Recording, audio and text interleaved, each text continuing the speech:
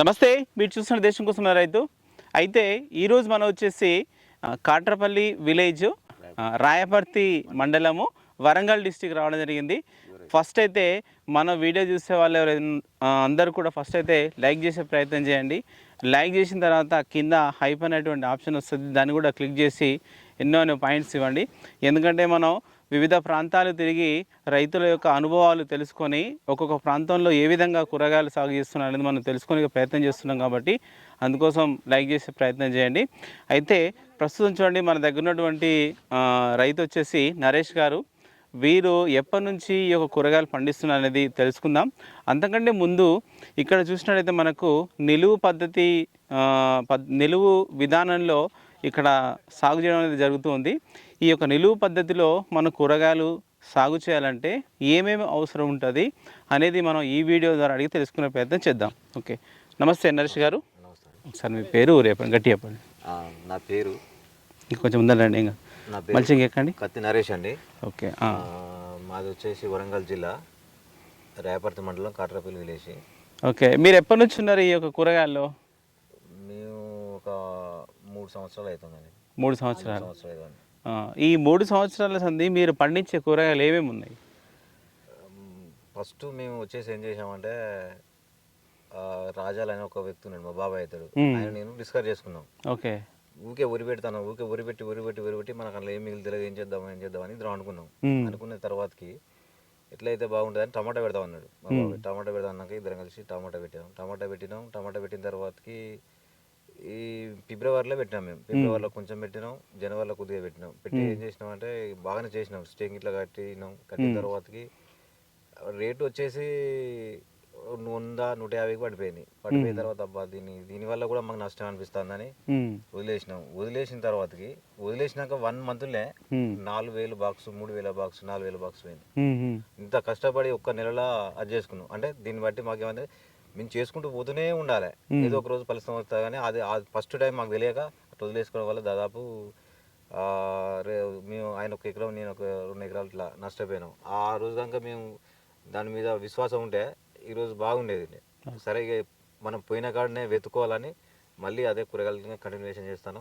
ఇక దాని తర్వాతకి బీరా స్టార్ట్ చేసినామండి. సరే, అయితే మనం ఈ యొక్క నిలువు పద్ధతిలో కూరగాయలు అంటే ఏమేమి కూరగాయలు మనం పండించుకోవచ్చు ఈ నిలువు పద్ధతిలో?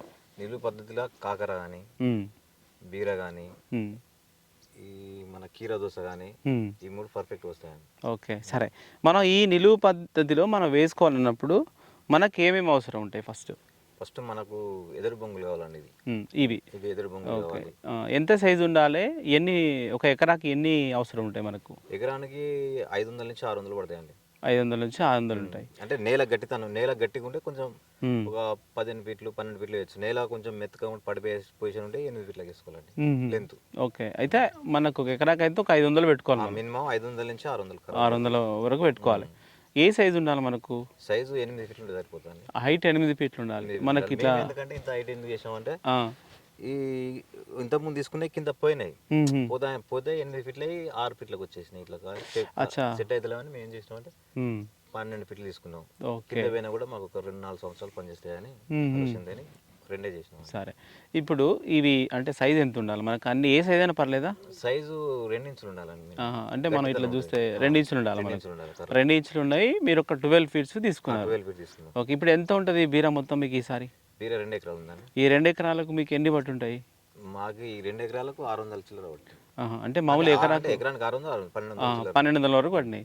సరే, వీటి యొక్క సేకరణ అనేది మీరు ఎక్కడి నుంచి తీసుకున్నారు? వరంగల్ నుంచి తెచ్చుకున్నాం. వరంగల్ అంటే మీకు ఎంత దూరం ఇక్కడ నుంచి వరంగల్? ఒక 50 కిలోమీటర్లు ఉంటుంది. సరే, ఓకే, 50 కిలోమీటర్ల నుంచి కొంచెం పైకి రాయం కాదు, 50 కిలోమీటర్ల నుంచి మీకు ఇక్కడ రావడానికి ఒక్కొక్క కర్రకి మీకు ఎంత ఖర్చు అయి ఉంటుంది? మాకు కర్రకు వచ్చేసి అక్కడ 130 రూపాయలు పడ్డది. దాన్ని రెంట్గా చేసామండి ఇక్కడికి వచ్చారు. అంటే 24 ఉంటుందా? ఒకటి 25 ఫీట్స్ ఉంటుంది. 24 వస్తుంది. రెంట్గా చేసాం. కట్ చేసినందుకు 10 రూపీస్ తీసుకుంటారు వాళ్ళే. లోడింగ్ 10 రూపీస్, మొత్తం కలిసి ట్రాన్స్పోర్ట్ తేనే 150 రూపాయలకు 2 కర్రలు పడతాయి ఇక్కడ. ఓకే, 2 కర్రలు 150 రూపాయలు పడతాయి ఇక్కడికి వచ్చేసరికి. సరే, ఓకే, అయితే మీరు అంటే ప్లాన్ చేసుకునే ముందు ఎట్లా అంటే మీరు ఎంత దూరానికి ఒకటి పెట్టుకోవాలి? సపోర్ట్లు పెట్టుకుంటారా? ఎట్లా పెట్టుకుంటారు మళ్ళీ మీరు?